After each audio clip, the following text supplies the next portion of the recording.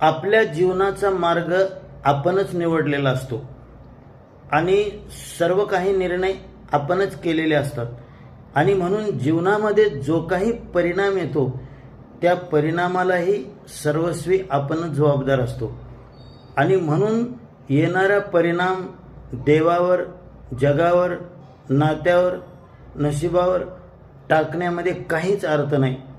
अशा प्रकारे जीवनामधून सुटता येणे कधीही शक्य नाही आणि म्हणून माझ्या जीवनाला मीच जबाबदार आहे ही गोष्ट जर माणसानं स्वीकारली तर त्याच्यातून मार्ग काढण्याची जबाबदारी ही माझीच होते आणि मग मात्र मी माझ्या जीवनामध्ये स्वतःमध्ये बदल करून मी जीवनामधून मार्ग काढू शकतो. अन्यथा अंधकारामध्येच मी चाचपडत राहण्याची शक्यता आहे. म्हणून दुसरा कोणी जबाबदार नाही, माझ्या जीवनाला मी जबाबदार